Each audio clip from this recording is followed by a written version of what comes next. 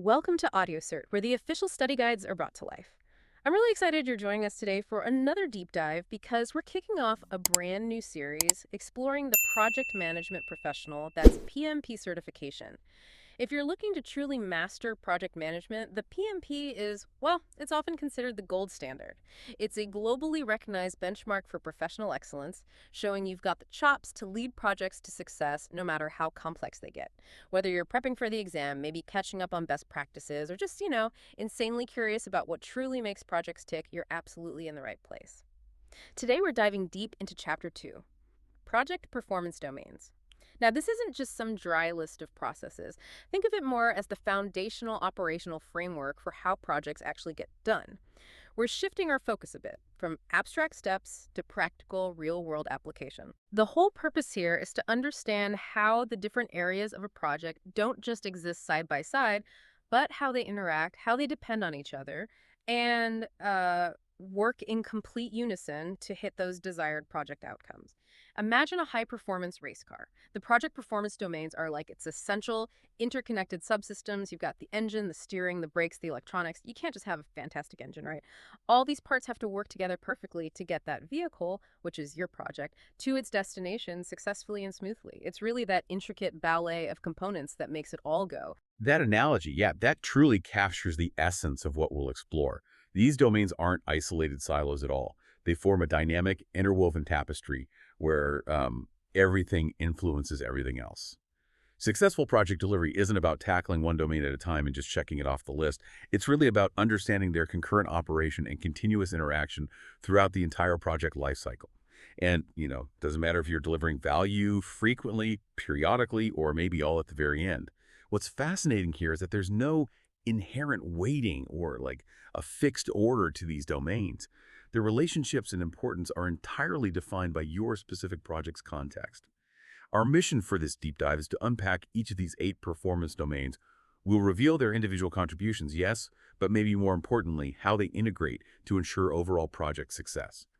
We want to equip you with a holistic understanding that goes beyond simple definitions, giving you the tools to see the big picture and hopefully make better decisions in your own projects. Okay, let's unpack this then. First up, the stakeholder performance domain. When we talk about stakeholders, we're really talking about the who of the project, right? The people aspects. Exactly. Yeah, that's the core of it.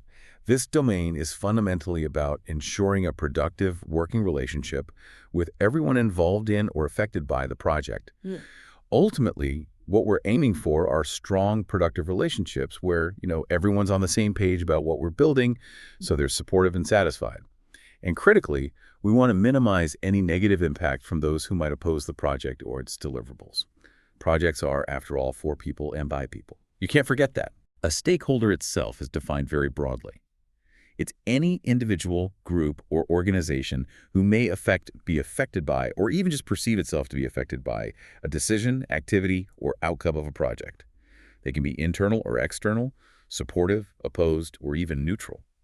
What's often overlooked but truly critical is that while technical project management skills are vital, it's those interpersonal and leadership skills that allow you to effectively work with all these diverse groups that often makes or breaks a project. Okay, so it's not just about knowing who they are, but actively engaging them. What's the secret sauce here? What does that engagement actually look like in practice? Well, it's not a one-time event, that's for sure. It's a continuous cyclical process. The key is to identify, understand, and analyze, prioritize, engage, and then continuously monitor. It's a loop. A loop, okay. First, you identify your stakeholders. And this happens continuously, not just at the very start. Some are obvious, like your customer or your sponsor. That's easy. But you also need to think about the less obvious ones, those connected stakeholders who might have an indirect but, significant influence.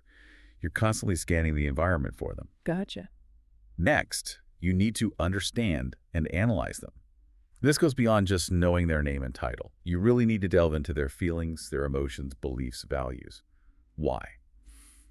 Because these deeper elements can reveal potential threats or maybe opportunities for your project. If a key business manager seems skeptical, for instance, understanding their perspective helps you shape your communication and strategy to address those concerns before they become roadblocks. You're looking at their power, their potential impact, their attitude, beliefs, expectations, even how close they are to the project, their interest, and how they interact with other stakeholders too, alliances and things like that. Interesting. Okay. Then you need to prioritize. Let's face it, on most projects, you'll probably have far too many stakeholders to engage with each one equally, right?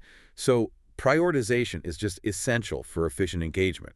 A common method is to focus on those with the most power and the most interest. But you have to be ready to reprioritize as the project unfolds, and maybe new stakeholders emerge or existing ones change. Dynamic. Very dynamic. And the heart of this domain is to engage them. This is where you work collaboratively with stakeholders. Things like eliciting requirements, managing expectations, resolving issues, negotiating, making decisions together. Strong, soft skills leadership, active listening, critical thinking are absolutely paramount here. Communication is a huge part of engagement. And while push methods, one way like emails and pull methods where the stakeholder seeks info have their place, interactive communication, actual conversations, meetings, brainstorming, product demos is often the most effective way for true engagement and gaining real insights. You want those quick feedback loops. They help confirm understanding and catch any unintended messages early on. Okay. And the last step. Finally, you monitor their engagement. Stakeholders are dynamic, like we said. Their influence, attitude, or power can shift, or new ones can suddenly pop up. So you continuously assess their satisfaction through direct conversations, maybe project or iteration reviews, product reviews, stage gates, or even surveys if you have a large group. What you learn from that monitoring should constantly inform and update your whole engagement approach. It feeds back into the loop. That makes perfect sense. It's a very active process. So how do we know if we're doing this stakeholder management well? What are the observable signs of success? What should we look for? Yeah, good question. The outcome checks are pretty clear, actually. You should be able to observe productive working relationships with stakeholders. You might see them moving along an engagement continuum towards greater support or satisfaction. Right. Now, if you're seeing a lot of late changes or modifications to requirements, that could signal a lack of good early engagement. Oh. Conversely, positive feedback in surveys or interviews and, a manageable number of stakeholder-related issues popping up on your project registers, those are generally good signs. Got it. Okay, moving from the who to the how we work together. The team performance domain sounds like it's all about making a group of individuals into a cohesive, high-performing unit. Absolutely. You nailed it.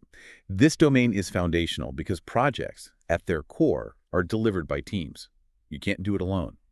It's all about cultivating the right environment and the right culture for diverse individuals to not just coexist, but to truly thrive. This leads to shared ownership of outcomes and, ideally, peak performance, the desired outcome here.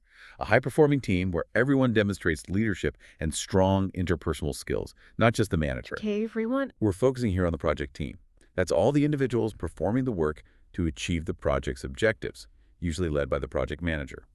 It's really crucial to distinguish between management activities, which focus on meeting objectives and, say, monitoring work, and leadership activities.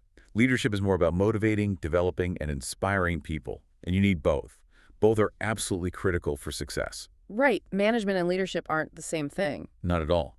And we also see various leadership styles in this domain.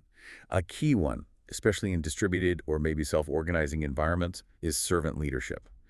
This style focuses primarily on understanding and addressing the needs and the development of team members to enable their highest performance. Servant leaders are asking questions like, are my team members growing?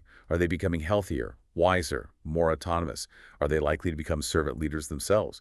They empower teams often by delegating decision-making. Think of them as obstacle removers, clearing impediments out of the way, or diversion shields, protecting the team from external noise so they can actually focus on the work. So it's not just about processes, but the vibe of the team. How do you intentionally build a positive culture like that? It absolutely is about the vibe or the project team culture. That's a great way to put it. This can be deliberate, through clear norms you set up together, or it can just evolve informally through behaviors. The project manager plays a key role in fostering a safe, respectful, non-judgmental environment. And one of the most effective ways to do this is by modeling the desired behaviors yourself. This means things like transparency in your thinking, being open about your choices, maybe even your own biases. It means integrity, surfacing risks early, delivering accurate status reports, even when it's bad news. And respect for diverse thoughts and skill sets a really positive tone. When conflicts inevitably arise, encourage positive discourse. Aim for dialogue to find shared solutions rather than just a win-lose debate. Support through problem-solving and encouragement builds trust. And, importantly, celebrating success in real time reinforces positive behavior and keeps motivation high. That makes so much sense. It's about creating that psychological safety. So, what does a truly high-performing team look like in action, and how do we foster that? A truly high-performing team is built on that positive culture we just discussed. They exhibit open communication, a shared understanding of goals, and a strong sense of shared ownership over the outcomes. Critically, there's a high level of trust among members, which allows them to collaborate effectively without second-guessing each other. They're adaptable to changes and resilient when they face issues. They recover quickly. Empowerment allows members to make decisions relevant to their work, and recognition reinforces excellence and motivates continued high performance. It sounds like leadership isn't just for the project manager anymore. You mentioned that earlier. Exactly, that's a critical insight. Leadership skills are valuable for all project team members. It's really a collective responsibility that strengthens the entire project. This includes things like establishing and maintaining vision that keeps everyone's energy directed towards the project's purpose and gives the work meaning. A good vision is clear, concise, actionable, and ideally inspires passion. Right. Another crucial skill for everyone is critical thinking. That disciplined, rational, evidence-based thinking. You apply it to research, problem solving, identifying biases, evaluating arguments. For you, the listener, maybe consider, how can you apply critical thinking in your daily project work? Perhaps by scrutinizing the data you're given or challenging assumptions respectfully in a meeting. Good question for self-reflection. Absolutely. Then there's motivation. The real trick here is often less about external rewards, like bonuses, and more about tapping into your team members' internal drives, things like the challenge, the belief in the work itself, autonomy, growth, understand their why, and you unlock their best performance. Makes sense. Intrinsic motivation. Exactly. And we can't forget interpersonal skills. Emotional intelligence, or EI, is paramount here. That's the ability to recognize your own emotions and those of others, and use that awareness to guide your thinking and behavior. It's built on 4 key areas: self-awareness, self-management, social awareness, like empathy, and social skill, like managing relationships. EI is truly the basis of all forms of leadership, especially when you're navigating complex team dynamics. Decision-making is another daily activity, from small choices to significant ones that impact the project. The goal is often to make decisions quickly while still engaging diverse group knowledge to avoid blind spots. And conflict is inevitable in projects. View conflicts not as problems, but as opportunities for dialogue. Focus on the issues, not the people, and collaboratively search for alternatives together. So definitely no one-size-fits-all approach to leading then. Correct. Leadership styles must be tailored. It really depends on factors like the team's experience with this type of project, their individual maturity levels, and the organizational context or governance structure. For instance, with distributed project teams, technology helps bridge the gap, sure, but human solutions like occasional face-to-face meetings to build relationships are still incredibly valuable for fostering that one-team mindset among remote members. All these team skills are woven into every other performance domain we'll discuss, from planning to delivery to handling uncertainty. This domain really clarifies that a strong team culture and shared leadership are just vital. So how do we know if we're actually achieving these outcomes? What are the checks? Yeah, you'd look for clear signs. Do team members know the vision and objectives? Do they genuinely take ownership of deliverables? Is there observable evidence of trust, collaboration, and adaptability within the team? Are individuals demonstrating critical thinking, strong interpersonal skills, and using appropriate leadership styles for the situation? These all signal a high-performing team and effective team management in action. Okay, great. Next up, we're talking about how the project actually gets built and moves forward. The development approach and life cycle performance domain. This sounds like choosing the right blueprint and construction method for the project, right? Exactly. You're spot on. This domain is all about selecting the most effective development approach, delivery cadence, and project lifecycle to optimize your project outcomes. It's truly the strategic choice that dictates how value is delivered throughout the project. What we want are development approaches that are consistent with the project deliverables, a project lifecycle with phases that clearly connect business and stakeholder value, and lifecycle phases that actually facilitate the chosen delivery cadence and development approach. So this domain addresses choosing the best way to create and evolve the deliverables, and also how frequently to deliver them. Let's define a few terms quickly.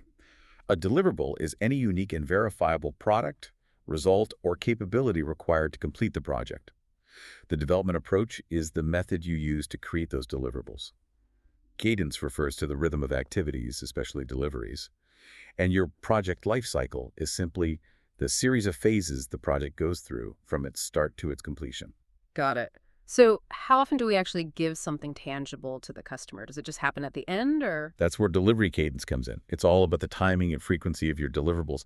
And no, it's definitely not always just at the end. You could have a single delivery where everything is delivered all at once upon completion. Think of maybe a big process reengineering rollout. Or you might have multiple deliveries. These are several distinct deliverables which could be delivered sequentially or maybe as separate components. Think drug development phases, perhaps. We also see periodic deliveries. These are similar to multiple, but they happen at regular fixed intervals, say releasing new internal software features every 2 weeks. And increasingly, especially in the digital space, there's continuous delivery. Here, feature increments are released immediately to customers as soon as they're ready. This is common for digital products, often requires stable teams, and enables continuous learning. Think DevOps or maybe #NoProjects approaches. Okay, that makes sense. And this is where we hear terms like waterfall and agile, isn't it? What's the spectrum here? You're right, that's precisely what we're talking about when we discuss development approaches. It's helpful to think of it as a continuum, stretching from the very structured, predictive approach on one end to the highly flexible, adaptive approach on the other. Predictive versus adaptive. Okay. Exactly. The predictive approach, often called waterfall, is best suited for situations where requirements are stable and the scope and the product itself are well understood. Think of building that new community center we mentioned earlier. You'd likely have significant upfront planning, a detailed scope definition, sequential phases like design, build, test, and pretty strict change control. The goal is to reduce uncertainty as early as possible. For our community center, the actual construction of the building itself would likely be predictive, with scope, schedule, and cost determined upfront and ideally minimal changes. Makes sense for construction. Right. Now, in the middle of that continuum, we have hybrid approaches, these cleverly combine elements of both adaptive and predictive methods. They're useful when there's some uncertainty, especially in requirements, or when the deliverables can be broken down into modules, allowing parts to be developed differently. Hybrid often uses iterative development, which focuses on clarifying requirements through repetition and feedback loops, or incremental development, where you progressively develop and deliver functional pieces of the product over time. You might, for example, use an adaptive approach for the initial uncertain new product development phase, and then switch to a more predictive approach for the deployment phase. Ah, okay. Mix and match. Exactly. And on the other end of the spectrum is the adaptive approach, which is most closely associated with agile methods and mindsets. This approach is ideal when there's high uncertainty, requirements are volatile, and changes are not just possible but expected. You usually start with a clear overall vision, but the initial requirements evolve rapidly based on feedback. Adaptive approaches are both iterative and incremental, often using short development cycles or iterations, maybe 1 to 2 weeks long, with frequent stakeholder feedback built in. The team is highly engaged in planning each iteration, typically pulling work from a prioritized backlog. For our community center example, developing senior services could be adaptive. Maybe you start with just one core service like transportation, gather feedback from seniors, and then incrementally add more services like meals or adult daycare based on what you learn. That really clarifies the different approaches, but how do we choose the right approach for our specific project? It seems like a big decision with lots of factors. It is a significant decision, and there's rarely a single right answer that fits every situation. The choice really depends on analyzing 3 main categories of factors: the nature of the product, service, or result itself, the specific project context, and the organization you're working within. Okay, product, project, organization. Correct. First, for the product, service, or result. Consider its degree of innovation. How new is it? How certain are the requirements? If requirements are crystal clear and stable, predictive often works well. If they're volatile and likely to change, adaptive is usually a better fit. Also, can the product be delivered in functional pieces? If so, incremental or iterative approaches become attractive options. Things like safety requirements or strict regulations often necessitate the detailed documentation and upfront planning characteristic of predictive approaches. Right, compliance needs predictability. Often, yes. Next, consider the project context itself. Is there high stakeholder involvement required throughout? Do you need continuous feedback? If so, adaptive approaches often facilitate that better. Is there pressure from the business to deliver something of value early, even if it's not the whole thing? Incremental or adaptive methods are definitely advantageous there. Funding availability can also play a role. And the third category. Finally, the organization. How is the organization structured? Rigid, hierarchical structures often align more naturally with predictive approaches. More flexible cultures that embrace self-management and empowerment are often better suited to adaptive. You also have to consider the organization's capability and maturity. Is there the right mindset, and are the supporting policies in place for the chosen approach? Sometimes a shift is needed, and practical things like project team size and location matter. Small, co-located teams often thrive with adaptive methods due to easier communication. Large, distributed teams might lean towards predictive or need specific scaled adaptive methods and strong collaboration tools. Okay, that's a great framework. Once we pick the approach, how does that shape the project's journey, its phases? It seems like there would be a lot of variability depending on the choice. You're absolutely right. The number and type of phases in a project's lifecycle depend heavily on that chosen cadence and development approach. Common phases might include things like feasibility, design, build, test, deploy, and close. But the sequence and overlap vary hugely. Project phases often incorporate phase gate reviews. Think of these as formal checkpoints to ensure desired outcomes or exit criteria are met before the team proceeds to the next phase or invests more resources. And importantly, phases aren't always linear. They can repeat or overlap significantly. Can we walk through that community center example again to see how it all fits? Yes, let's do that. It's a great way to illustrate the integration. Remember, we have 4 main deliverables: the physical building, the CAP training, the senior services, and the website, we decided. The building would likely use a predictive approach with a single delivery at the end. The senior services could be iterative with multiple deliveries as services are refined. The website might use an adaptive approach with periodic deliveries of new features. And the CAP training could be incremental with multiple deliveries of different training modules. Okay, got the approaches. So in the overall project lifecycle for the community center, we'd likely start with a startup phase, defining the initial scope, getting initial funding, figuring out team needs. Then a plan phase. Here, detailed building plans are created. The CP training is designed. The senior services needs are analyzed. And the initial website backlog is populated. Now, here's where it gets interesting. The development, test, and deploy phases would likely overlap significantly. The building construction, predictive, is ongoing for a long time. But maybe early versions of the senior services, iterative, or website features, adaptive, might start being tested or even deployed before the building is anywhere near complete. Each deliverable might have its own mini review cycle within these overlapping phases. Finally, you'd have a close phase, but perhaps deliverables are closed out periodically as they are completed, leading up to an overall project closure and evaluation.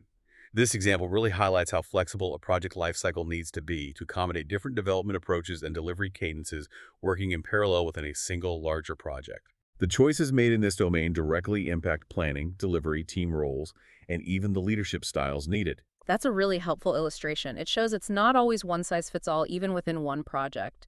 So how do we check our work here? How do we confirm we've made the right choices in this domain? Good question. You'd want to ensure that the development approach chosen for each major deliverable truly reflects those product, project, and organizational variables we discussed. Does the choice make sense in context? All the project work should be clearly represented within defined lifecycle phases, and importantly, those phases should have appropriate exit criteria defined. What does done look like for this phase? Lastly, the structure of the lifecycle phases themselves should clearly facilitate the chosen delivery cadence and development approach for each part, using overlapping or repeating phases where necessary to make it all work together smoothly. Makes sense. Okay, now that we know how we'll build it and the overall structure, let's talk about the game plan. The planning performance domain sounds like the strategic roadmap for the entire project effort. Precisely. You've got it. This domain is all about organizing, elaborating, and coordinating all the project work in a deliberate and holistic manner. It's not just making lists. It ensures the project progresses smoothly towards its goals, can adapt effectively to changing needs, and ultimately delivers its intended outcomes. At its heart, planning is about proactively figuring out how we'll get these deliverables built and how we'll hit our goals. Okay. We use a concept called progressive elaboration. This means that initial, high-level documents like the project charter or business case are refined and become more detailed over time as more information becomes available. You don't know everything up front. Think of it maybe as the Goldilocks principle of planning. Not too much, not too little, just right for the situation at hand. Planning artifacts like schedules or budgets aren't just paperwork to be filed away. They are active tools that guide decisions, guide actions, and help maintain alignment among the team and stakeholders. So how much planning do we actually need? Does it change from project to project, or is there like a standard amount we should aim for? It absolutely changes because every project is unique. There's no standard amount. The level and timing of planning vary significantly based, first and foremost, on your chosen development approach. For a predictive approach, as we said, the bulk of the detailed planning happens up front. You need a solid plan before you start executing. Adaptive approaches, on the other hand, typically start with higher-level release plans, and then more detailed planning occurs just in time, maybe the beginning of each iteration or short cycle. Other variables that influence how much planning is needed include the nature of your project deliverables. Building a bridge needs different planning than developing software. Specific organizational requirements like governance or compliance rules, and even market conditions. Sometimes speed to market necessitates leaner upfront planning, accepting more risk. Okay, so it's very context dependent. What are some of the key areas we need to focus on when we're planning? Right. There are several key planning areas to consider. Let's touch on a few important ones. 1. Delivery planning. This really starts by understanding the business case, the stakeholder requirements, and defining both the project scope and the product scope. What are we building and what work is involved? For predictive projects, this often involves decomposing high-level deliverables into a detailed work breakdown structure, WBS, breaking the work down into smaller, manageable pieces. For iterative or incremental projects, you might start with high-level themes or epics, break those down into features, and then further into specific user stories that the team can work on. A key concept here, especially in more adaptive environments, is the idea of the last responsible moment. This means deliberately deferring decisions until you have more information or need to make the choice, avoiding unnecessary upfront work or commitments that might change anyway. Postponing decisions until you have to make them. Exactly. 2. Estimating. This is the quantitative assessment of likely amounts, things like cost, duration, resources needed. Estimates are always based on the information you have at that time. Critically, the project's phase heavily impacts the estimates. At the start, there's usually a broad range of uncertainty, which hopefully narrows over time as you learn more. It's also important to distinguish between accuracy and precision. You can have low accuracy, high precision. Imagine shooting darts at a board. If all your darts land tightly clustered together, but they're way off in the corner, far from the bullseye, that's precise, but very inaccurate. Your estimates might be consistently wrong, but, well, precisely wrong. Chuckles. Okay, I get that. Estimates themselves can be absolute, using fixed units like 20 hours or $5,000, or they can be relative, using comparative measures like planning poker or story points, which are common in adaptive approaches. You compare tasks to each other rather than assigning absolute time. And importantly, you need to adjust your estimates for uncertainty by adding contingency time or funds based on risk analysis. Contingency. What about schedules? 3. Schedules. This is your model for actually executing the project activities. It includes durations, dependencies between tasks, and resource assignments. Predictive approaches typically follow a stepwise process. Define activities from the WBS, sequence them based on dependencies, estimate how long each will take, allocate resources, and then adjust the schedule as needed. Adaptive approaches, as mentioned, use more incremental planning, often with high-level release plans outlining basic features for a longer period, and very detailed iteration plans specifying the work for the next short time box, maybe just a week or two. When schedules get tight, project managers often look to compress them. 2 common techniques are crashing, which means adding more resources, like people or overtime, to shorten activity durations for the least additional cost, or fast tracking, which involves performing activities in parallel that would normally be done sequentially, accepting some potential risk. Think back to that community center build. You might crash the schedule by paying extra to add a night shift for concrete pouring, but obviously that adds cost. Or you might try to fast track by starting the exterior painting before the roof is fully 100% complete, accepting a small risk of weather-related rework if it rains. Trade-offs. Always trade-offs. Always. 4. Budget. The project budget evolves directly from your cost estimates. You aggregate the estimated costs for all the planned work to create the cost baseline. This baseline is then typically allocated over the project's timeline. Budget absolutely must include reserves. You need contingency reserves to handle the costs associated with your planned responses to known unknown risks, and management reserves for completely unexpected unknown work that wasn't anticipated but is still within scope. Okay, reserves are crucial. What else? 5. Changes. Change is inevitable on projects. You need a defined process for adapting your plans when changes occur, whether they come from identified risks, evolving requirements, or new customer requests. This might involve a formal change control process in predictive environments, or maybe reprioritizing a product backlog in adaptive ones, or sometimes even rebaselining the entire plan if the changes are significant. The key difference is that predictive projects tend to focus on controlling change, while adaptive projects often embrace change as a source of value. Control versus embrace. Interesting distinction. Yes. And finally, 6, alignment. This is critical. All your planning activities and the resulting artifacts, schedules, budgets, resource plans, etc. must be integrated and consistent with each other. Does the scope align with the budget? Does the schedule align with resource availability? This means scope and quality requirements must align with delivery commitments, funding, resources, the level of uncertainty, and stakeholder needs. The planning domain isn't a one-time phase. It's a constant activity throughout the project, interacting deeply with every other domain. It really forms the basis for project work, delivery, and measurement. That's a really comprehensive look at planning. It's clearly much more than just making a schedule. How do we check if our planning has been effective and sufficient as the project progresses? Good check-in question. You typically conduct performance reviews comparing actual progress against your baselines and metrics. Are things progressing as planned? Are variances staying within acceptable thresholds? You'd also expect to see appropriate progressive elaboration of information, meaning initial high-level details captured early on should have been refined into current, more detailed plans that still align with the overall business case and objectives. The level of planning itself should be demonstrably appropriate for the project's specific context, not too heavy, not too light. And finally, how you handle changes provides clues.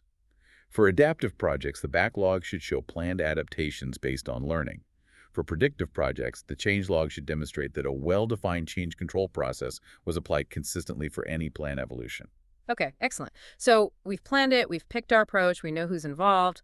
Now, how do we actually do the work? This domain, project work, sound like the engine room of the project where things actually happen. It absolutely is. You hit the nail on the head. The project work performance domain is where the rubber meets the road. It's all about establishing effective processes and performing the actual work needed to deliver those expected outcomes efficiently and effectively.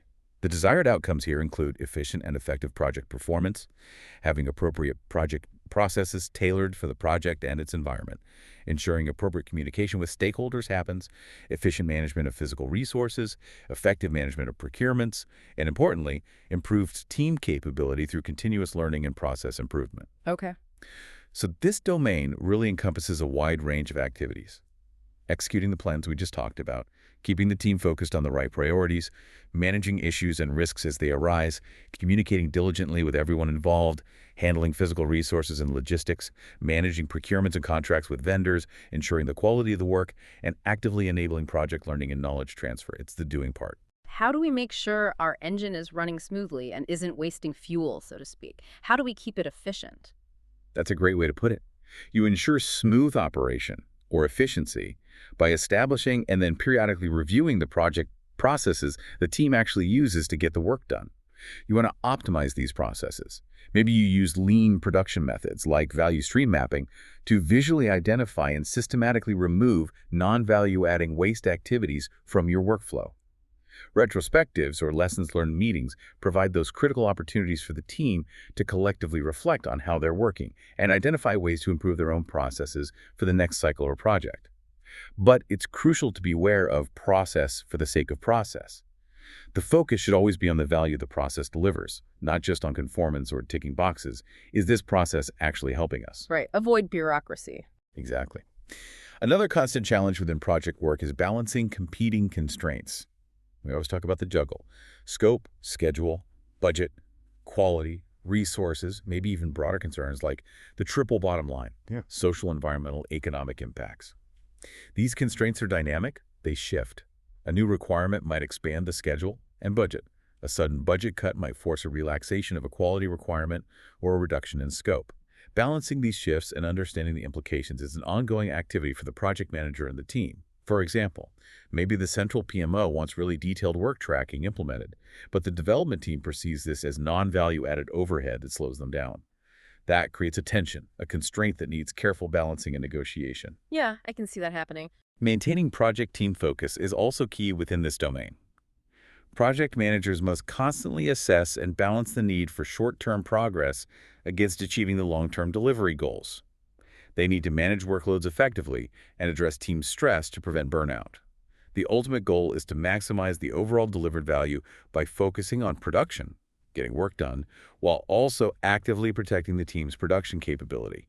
That means ensuring their health, satisfaction, and ability to keep performing well over the long haul. That's a really important point about sustainability. It is. Managing physical resources is another practical aspect of project work. This involves planning, ordering, transporting, storing, tracking, and eventually disposing of materials, equipment, and supplies needed for the project. This requires careful logistics planning and coordination, and working with procurements involves managing relationships and contracts with third-party vendors who might be supplying materials, equipment, or services. Project managers typically work closely with contracting professionals here. This often involves preparing formal bid documents like an RFI, request for information, just to gather information, an RFP, request for a proposal, when you need a detailed solution proposed, or an RFQ, request for, quote, when you know exactly what you need and are primarily comparing prices. Finding and selecting the right vendor is a critical part of project work for many projects. Okay, now how do we make sure we're not just doing the work, but actually getting smarter as a team and maybe even as an organization throughout the whole process? That's where learning throughout the project comes in. And it's absolutely fundamental to continuous improvement, which is a desired outcome of this domain. Teams should regularly hold retrospectives, like we mentioned, to identify what worked well, what didn't, and what they can do better next time. This feeds directly into knowledge management, which is about improving processes based on experience and sharing that learning effectively across the organization so others can benefit too.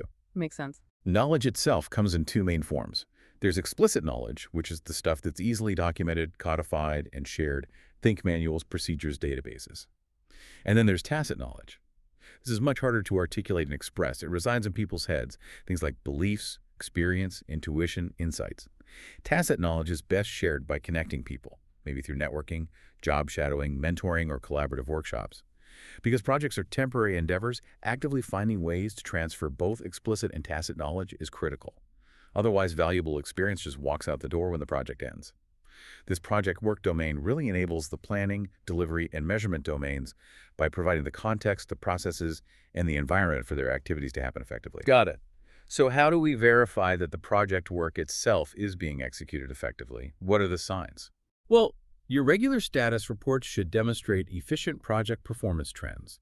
Are we meeting milestones? Are we using resources effectively? There should also be evidence that processes have been appropriately tailored to the project's specific needs. Audits or quality assurance checks can help confirm the relevance and effectiveness of the processes being used. You'd also look for efficient resource usage, meaning minimal material waste, low levels of scrap or rework needed. And how changes are handled is another indicator. For predictive projects, a well-maintained change log showing controlled integration of changes is a good sign.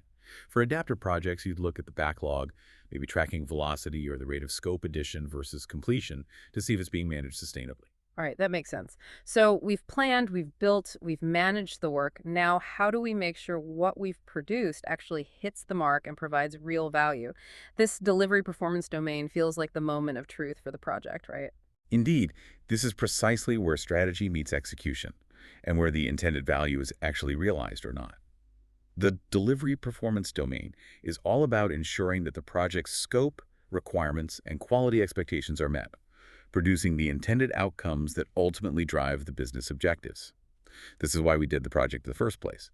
The desired outcomes here are that projects contribute demonstrably to business objectives and strategy, that they realize their intended outcomes, that the benefits are realized within the planned timeframes, that the project team has a clear understanding of requirements, and that stakeholders accept and are satisfied with the project deliverables. Okay, hitting the business goals. Exactly. This domain directly addresses delivering the scope and quality the project was undertaken to achieve. Some key terms that pop up here include requirement, which is a condition or capability needed to satisfy a business need or objective. We've mentioned the work breakdown structure, WBS, that hierarchical decomposition of the total scope into smaller pieces. There's also the definition of done, DOD, which is often used in adaptive environments. It's essentially a checklist of criteria that a deliverable must meet to be considered potentially shippable or customer ready. And quality, which the PMBOK guide defines as the degree to which a set of inherent characteristics fulfills requirements. It's about meeting the stated and implied needs. So when does the business actually start seeing a return on this investment? Is it always at the very end of the project? Not necessarily, no. The timing of value delivery depends heavily on your chosen development approach and delivery cadence. Adaptive projects, by delivering incrementally or periodically, can start delivering tangible value to the business throughout the life cycle as functional pieces are released and put into use. Predictive projects, however, typically generate the bulk of their business value only after the main deliverable is completed and deployed at or near the end of the project. The business case is your foundational document here. It quantifies the desired outcomes and explicitly aligns them with organizational objectives. It's the why behind the project and should be revisited. Right, the why. At the core of delivery are the deliverables themselves. And a critical component of defining those deliverables is managing requirements. Requirements can range from very high-level statements in the business case to extremely detailed functional specifications or acceptance criteria. Elicitation is the process of drawing out these requirements, not just passively collecting them. This involves techniques like interviews, focus groups, workshops, data analysis, observation, reviewing defect logs from previous projects, and so on. Well-documented requirements share several characteristics. They should be clear, concise, verifiable, or testable, consistent with each other, complete and traceable back to business needs, and forward into design and test cases. Now, in iterative or adaptive projects, requirements often evolve and are discovered as the project progresses. You might hear the phrase, "I'll know it when I see it." This is common when uncertainty is high, and teams use things like prototypes, mock-ups, or frequent demos to elicit feedback and refine requirements collaboratively. New opportunities discovered during the project can also legitimately change requirements.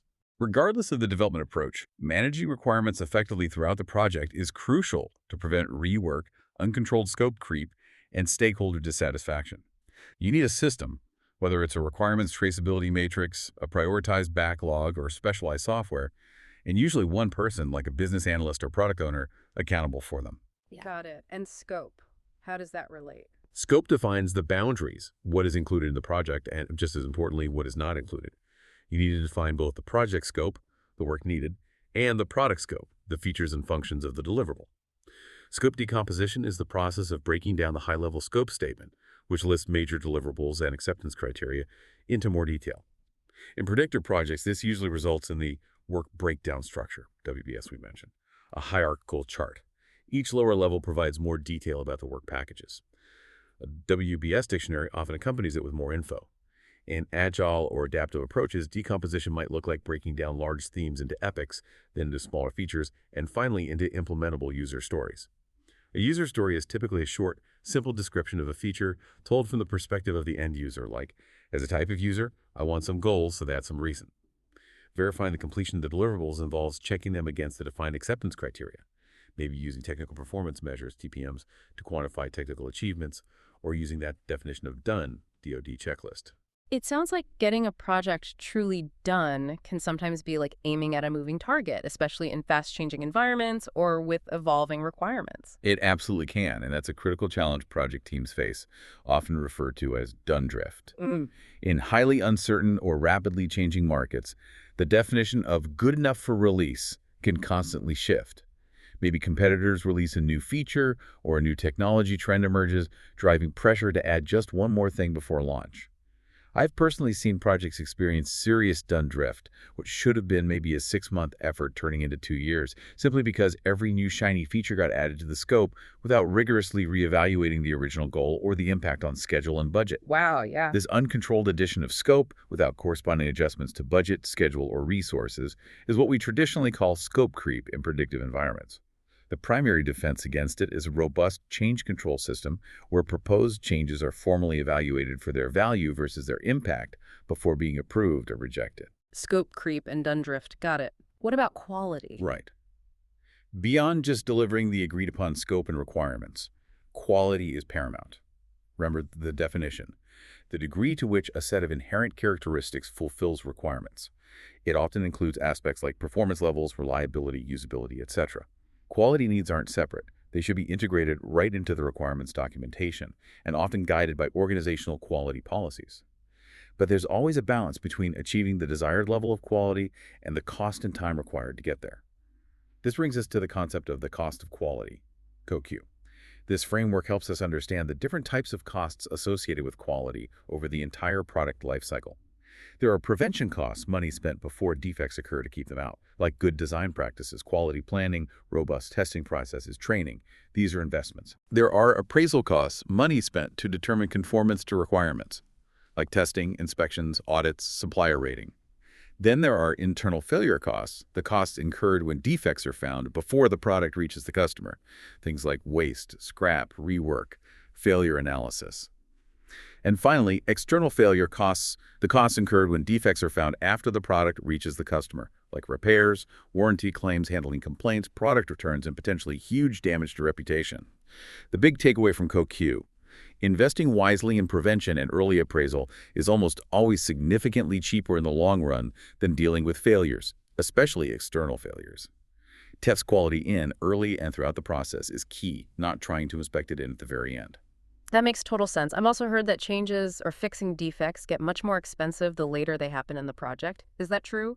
And if so, why? Absolutely true. It's a well-documented phenomenon, often vividly illustrated by something called Boehm's cost of change curve.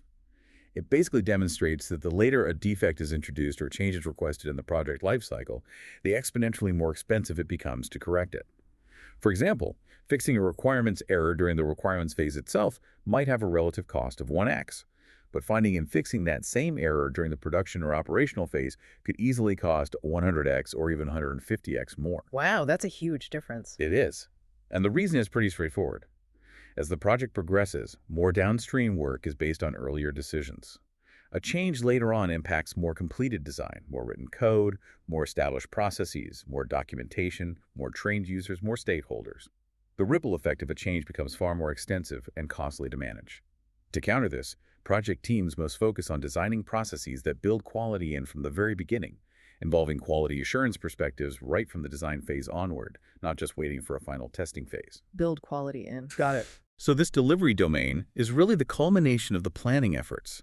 Its cadence is driven by the development approach and lifecycle choices.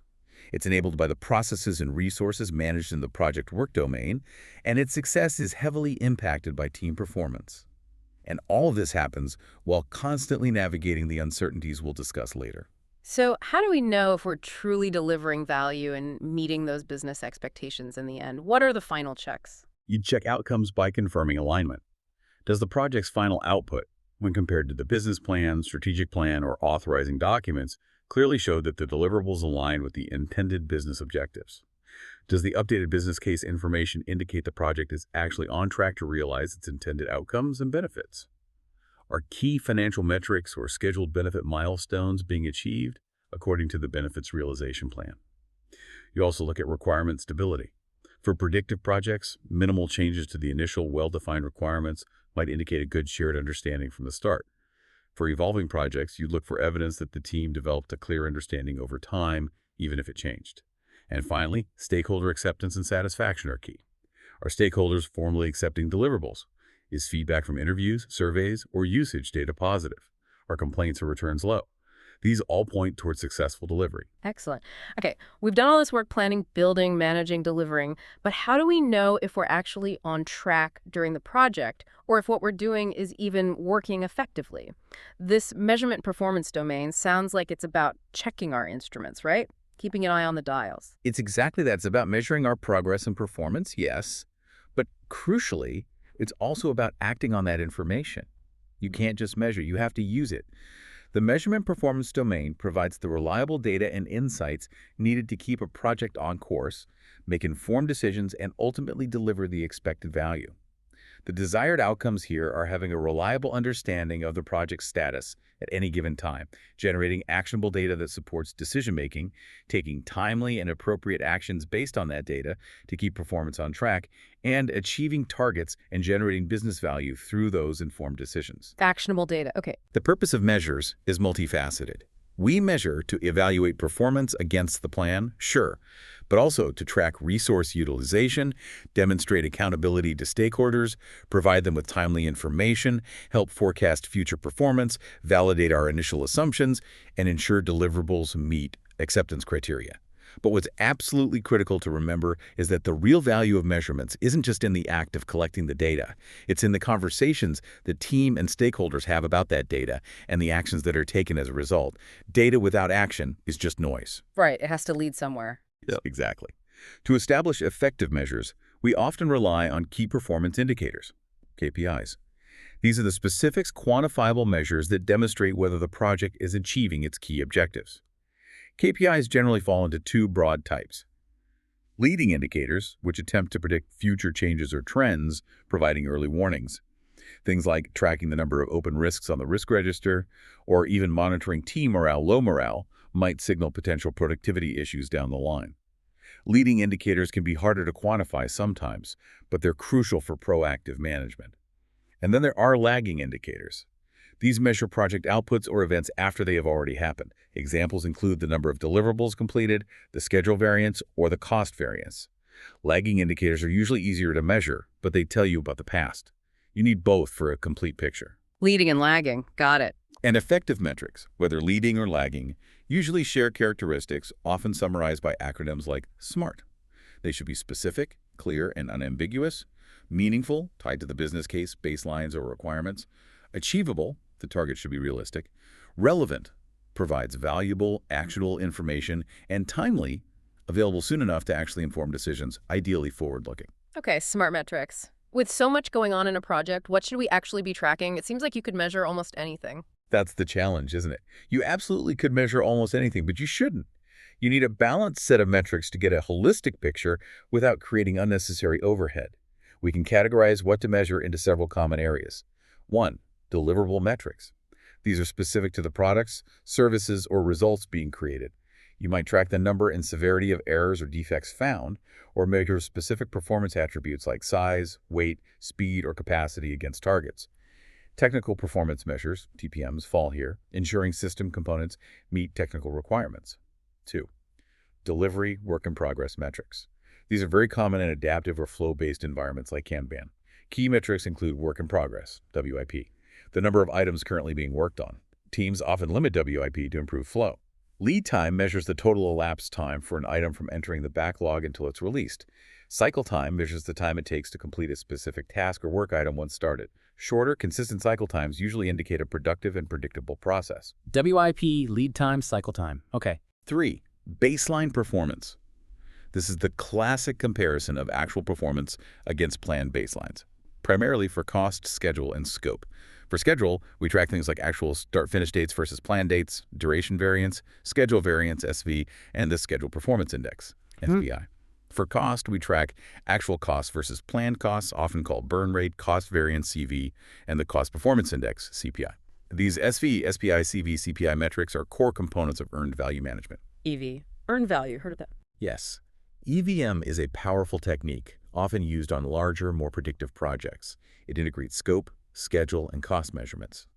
EVM can also be used to generate forecasts, like the estimate to complete, ETC, how much more money we think we need to finish the remaining work, and the estimate at completion, EAC, what we now forecast the total project cost will be. 4. Business value. We need metrics to ensure the project stays aligned with its intended business objectives.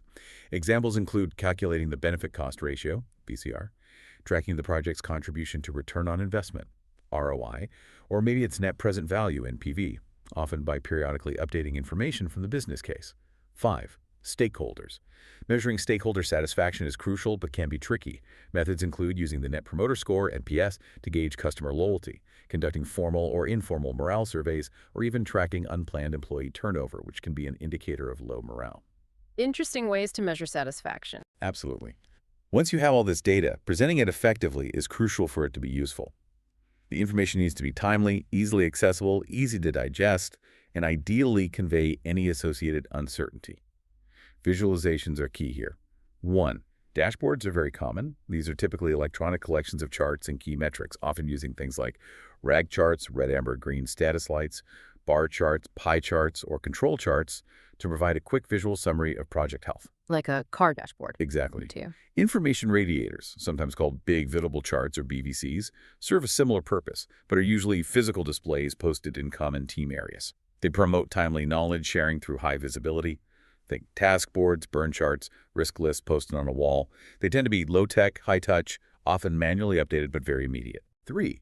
Visual controls, often seen in lean environments, go a step further. They not only display information, but are designed to highlight deviations and guide behavior. Task boards, like Kanban boards, are a prime example, visualizing the workflow. For example, ready, in progress, done.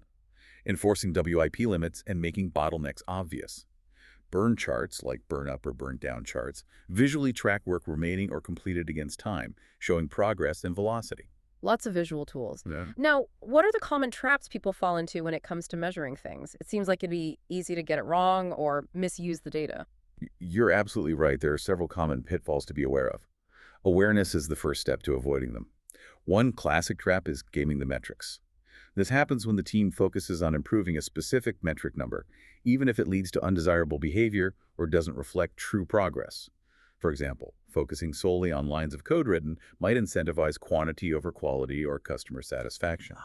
Measuring the wrong thing. Or measuring something that looks good, but isn't actually useful, that's the vanity metric. Tracking website page views might look impressive, but if those views aren't converting to new customers or desired actions, it's not helping you make decisions. Setting unachievable goals tied to metrics can lead to demoralization. We also need to be wary of confirmation bias, where we subconsciously favor or interpret information in a way that confirms our pre-existing beliefs or hopes. And a very common logical error is confusing correlation versus causation. Just because two things happen together, say, schedule overruns often occur alongside budget overruns, doesn't automatically mean one causes the other. They might both be symptoms of a deeper root cause, like poorly defined scope. Good points to watch out for. How do we use measurements to troubleshoot performance? The key is establishing thresholds for your key metrics during planning, defining what range is acceptable, what indicates a potential problem, maybe yellow, and what constitutes a significant deviation, red. Ideally, you act proactively based on trends and forecasts, not just waiting for a threshold to be breached. If your burn rate chart shows you're trending towards exceeding the budget next month, you act now. An exception plan outlines the agreed-upon actions the team will take if a metric crosses a threshold or is forecast to do so. It encourages discussing the deviation, planning a response, implementing it, and then reviewing its effectiveness. Remember, the ultimate purpose of measurement isn't just reporting, it's to learn and improve performance. This domain is highly interactive. Plans provide the basis for comparison, measurement data feeds back into updating those plans, and it relies heavily on the team and stakeholders to provide the information. Makes perfect sense. So how can we tell if our measurement efforts themselves are truly reliable and effective? What's the check? You could conduct audits of the measurements and reports themselves to ensure the data being collected and presented is actually reliable and accurate. The measurements being tracked should clearly indicate expected performance levels versus actual variances, highlighting areas needing attention. Crucially, you should see evidence that the leading indicators and status updates provided by the measurement system are actually leading to timely decisions and appropriate corrective or preventive actions. Are people using the data? And finally, by reviewing past forecasts against current performance over time, you can assess the accuracy of your forecasting methods. Comparing current project performance against the goals outlined in the business documents also helps confirm the likelihood of achieving the project's intended business value. Great. Okay, finally, we tackle the elephant in the room for every single project. The unknown, the unpredictable. This uncertainty performance domain seems to be all about navigating the complex and often chaotic world we operate in. Absolutely. You can't escape uncertainty in projects. The uncertainty performance domain is all about proactively exploring, assessing, and deciding how to handle the inevitable uncertainties, risks, ambiguities, and complexities that projects face. It's about being prepared for what you don't know, and sometimes even for what you can't possibly foresee, the true unknown unknowns. The desired outcomes here include fostering an awareness of the broader project environment, technical, social, political, market, economic factors, proactively exploring and responding to uncertainty, being aware of the interdependence of multiple variables, building the capacity to anticipate threats and opportunities and understand their potential consequences, delivering the project with minimal negative impact from unforeseen events, actively realizing opportunities to improve performance, and making effective use of cost and schedule reserves. Okay, embracing the unknown, basically. In a structured way, yes. It's important to understand the different nuances within uncertainty. Uncertainty itself is a general lack of perfect knowledge or understanding. Risk is a specific type of uncertainty. It relates to not knowing future events that, if they occur, could have a positive impact. We call that an opportunity. Or a negative impact, a threat on project objectives. Ambiguity is another flavor. It's about not being aware of current or future conditions, or having multiple possible interpretations of a situation. What does on track really mean? Complexity arises from dynamic systems with many interacting parts, often involving human behavior, which can lead to unpredictable or emergent outcomes. And volatility refers to the possibility for rapid, unpredictable change, often in the external environment, like sudden market shifts or price fluctuations. Successfully navigating all of these starts with understanding the larger environment or context in which the project exists. Okay, risk, ambiguity, complexity, volatility. Got it. So if we know something is uncertain, what can we actually do about it? Even when dealing with general uncertainty, you have several strategic options.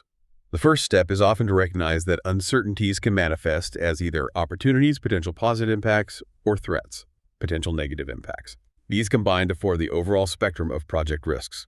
Some options for responding include gathering more information through research, consulting experts, market analysis, etc. The key is knowing when you have enough information to act, rather than getting stuck in analysis paralysis. Right. Preparing for multiple outcomes. If you can identify a few distinct possible future scenarios, you might develop primary and backup solutions or contingency plans for each. Using set-based design, this involves exploring multiple designs or solution alternatives concurrently in the early stages. You learn by comparing them against various factors like cost, quality, risk, schedule, before committing to one path. It keeps options open longer. Building in resilience. Designing the team, the processes, and maybe even the product itself to be adaptable and able to respond quickly and effectively when unexpected things happen. Resilience. Okay. Now, what's the difference between that general uncertainty and ambiguity? You mentioned that's a specific type. Right. Ambiguity specifically means having multiple possible interpretations or unclear options. It's a lack of clarity. You can have conceptual ambiguity, where terms or requirements are just poorly defined, like that on-track example. Or situational ambiguity, where there's more than one possible outcome or multiple potential solutions to a problem, and it's not clear which is best. Common solutions for tackling ambiguity include using progressive elaboration to steadily increase the level of detail over time, running targeted experiments to establish cause and effect relationships or test assumptions, and creating prototypes or mock-ups to make abstract concepts tangible and gather clearer feedback. Okay, prototyping helps with ambiguity. And complexity sounds like it's a step beyond ambiguity where things get really tangled and interconnected. Yes, complexity is indeed a step further. Complex situations are often hard to manage because they involve intricate interdependencies, feedback loops, and often unpredictable human behavior. They frequently lead to unforeseen or emergent outcomes, things you couldn't have predicted just by looking at the individual parts. There are several ways to approach working with complexity. Systems-based approaches, like decoupling, which means trying to disconnect or isolate parts of a complex system to simplify analysis or management. Or using simulation and modeling to learn from analogous scenarios or test interventions virtually. Reframing approaches. Encouraging diversity of thought by viewing the complex problem from multiple perspectives, using techniques like brainstorming or Delphi methods, or seeking balance by using different types of data, historical, forecasting, qualitative, and considering counteracting elements. Process-based approaches. Using iteration building incrementally, learning from each cycle, and adapting the plan based on feedback. Building in frequent stakeholder engagement helps reduce assumptions and fosters shared learning. Or designing for fail-safety, perhaps by building in redundancy for critical elements or ensuring the system can degrade gracefully rather than collapsing completely. Okay, different tactics for complexity. What about volatility? Volatility, remember, is about the potential for rapid, unpredictable change, often external. Think sudden swings in material prices, unexpected regulatory changes, or key resources becoming unavailable. This primarily impacts cost and schedule stability. Responses often involve conducting thorough alternatives analysis up front to evaluate different options, like deciding whether to build in-house versus outsourcing, considering the volatility of each option. And critically, using reserves becomes very important.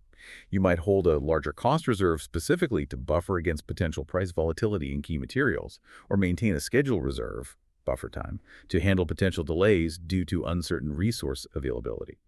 Ultimately, navigating all these facets of uncertainty, ambiguity, complexity, volatility requires sharp, critical thinking, robust decision-making processes, and integrating that awareness deeply into your planning. Right. Now, risk seems to be the most commonly discussed aspect of uncertainty, that specific event or condition that worries us or maybe excites us if it's an opportunity. Correct. Risk is probably the most formalized aspect of uncertainty management and project management. A risk is defined as an uncertain event or condition that, if it occurs, has a positive, we call this an opportunity, or a negative, we call this a threat, impact on one or more project objectives, like scope, schedule, cost, quality.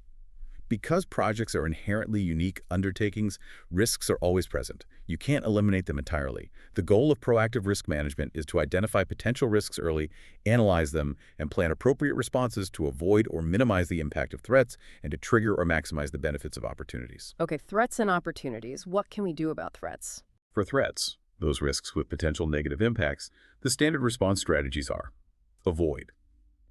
Change the plan to eliminate the threat entirely or protect the project objectives from its impact. Maybe you change suppliers or use a different technology. Escalate.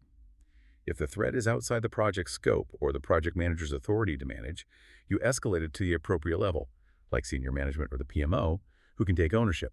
Transfer. Shift the ownership and add or impact of the threat to a third party.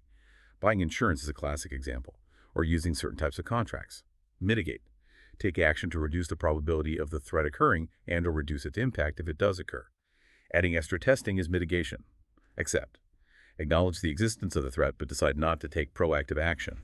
This acceptance can be active, develop a contingency plan to execute only if the threat occurs, or passive, do nothing and deal with it if it happens. You also consider the overall project risk level, which is often a function of the combined complexity, ambiguity, and volatility. Responses are similar, but if overall risk is deemed too high, project cancellation might even be considered. Okay, avoid, escalate, transfer, mitigate, accept. What about the flip side, opportunities? For opportunities, those risks with potential positive impacts, the response strategies mirror the threats. Exploit. Take specific actions to ensure the opportunity definitely occurs so the project can gain the benefit. Escalate. Similar to threats, if the opportunity is outside the project's scope or authority, escalate it to someone who can pursue it. Share. Allocate ownership of the opportunity to a third party who is best able to capture the benefit for the mutual advantage of both parties, like forming a joint venture. Enhance. Take actions to increase the probability of the opportunity occurring and increase its positive impact if it does occur. Accept. Acknowledge the opportunity but take no proactive steps to pursue it. You might just take advantage of it if it happens to materialize on its own. It's also important to consider secondary risks, new risks that might be introduced as a direct result of implementing a risk response. And residual risk, the level of risk that remains after risk responses have been implemented. You rarely eliminate risk entirely. Secondary and residual risks. Good point. And of course, we use our management and contingency reserves, those budget and schedule buffers we plan, to handle the impacts of risks that do materialize, whether threats or the costs of pursuing opportunities. Risk review needs to be a continuous process, not a one-time event. It should be integrated into regular project activities. Daily stand-ups can identify immediate blockers, threats, or breakthroughs opportunities. Frequent demos or reviews with stakeholders can surface threats through negative feedback or opportunities through positive feedback. Weekly status meetings are a good forum to identify new risks or changes to existing ones. And retrospectives help identify threats to team performance and opportunities to improve practices. This uncertainty domain obviously integrates tightly with planning, project work, delivery, and measurement. Uncertainty is addressed in plans, encountered during delivery, and its impact is tracked via measurement. This domain really highlights that uncertainty isn't just a problem to be managed, but can also be a source of potential opportunity if you're prepared. How do we know if we're effectively navigating this complex space? What are the signs of success? You'd look for evidence that the project team is actively incorporating considerations about the broader environment, economic, technical, etc., when evaluating uncertainty and making decisions. The chosen risk responses should clearly align with the project's prioritized constraints. Example, if schedule is paramount, responses shouldn't unduly risk the schedule. You should see appropriate actions being taken to address identified complexity, ambiguity, and volatility, not just ignoring them. There should be robust, practical systems in place for identifying, capturing, analyzing, and responding to risks throughout the project. Ultimately, success is often indicated by meeting key delivery dates and staying within budget thresholds, suggesting that threats were effectively managed. You'd also hope to see clear mechanisms being used by the team to identify and proactively leverage opportunities that arise. And effective threat prevention should limit the need to dip too deeply into contingency reserves. Key learning points and recap. Wow, okay. We have just covered a tremendous amount of ground today, unpacking those 8 performance domains. To help bring it all together for you, our listener, let's quickly recap the essence of each one we explored. My pleasure. It was a lot, but hopefully helpful. So to quickly summarize the core purpose, the stakeholder domain is all about building strong, productive relationships and achieving alignment with everyone who has a stake in the project. The team domain focuses on cultivating that high-performing team environment built on shared ownership and effective collaboration. The development approach and lifecycle domain guides us in choosing the right rhythm and method, the how and when, for actually delivering value. The planning domain provides that essential strategic roadmap, organizing and coordinating all the work for deliberate, smooth progress. The project work domain is the engine room, as you said, focused on executing the tasks efficiently, managing resources, and learning continuously as we go. The delivery domain is about ensuring the project meets its scope and quality goals to realize those crucial business objectives and deliver real value. The measurement domain gives us the vital signs, assessing performance against plans and enabling timely, informed actions and course corrections. And finally, the uncertainty domain equips us to proactively navigate the inevitable risks, ambiguities, complexities, and also the opportunities that projects encounter. That's a fantastic, concise summary. And crucially, as we discussed right from the start, it's so important to remember these aren't isolated islands operating independently. They form an integrated system. Success isn't about mastering just one domain in isolation, but truly understanding how they all dance together, constantly influencing and enabling each other at every single step of the project journey. It's fascinating how intertwined these really are. Almost like a project is a living organism where a change in one system instantly reverberates through all the others. Exactly right. Effective project management means continuously evaluating and adjusting your strategies and tactics across all of these domains, concurrently and dynamically throughout the project. It's fundamentally a holistic endeavor where every piece matters to the overall success of the puzzle. You can't afford to neglect any one area for too long. Well, that brings us to the end of this deep dive into the project performance domains from Chapter 2 of the Guide to the PMBOK. I really hope you feel much more informed now and maybe more ready to apply these insights to your own projects, understanding that intricate web of elements that truly drives project success. And maybe just one final thought to leave you with. Consider this in a world that seems to be characterized by increasing complexity and rapid change. Perhaps the most critical project performance domain isn't any single one we discussed today, but maybe it's your own individual and team capacity for continuous learning and adaptation across all of them. What will you choose to explore further or practice differently tomorrow to enhance your own adaptive capacity as a project professional? Ooh, a fantastic and challenging thought to leave us with. Thank you so much for joining us on this deep dive. If you found this discussion valuable, please do share it with colleagues or friends who are also on their journey to becoming well-informed and effective project professionals. Please join us next time as we continue our exploration of the PMP certification journey with Chapter 3. Tailoring. Until then, keep learning, keep growing, and keep leading those projects to success.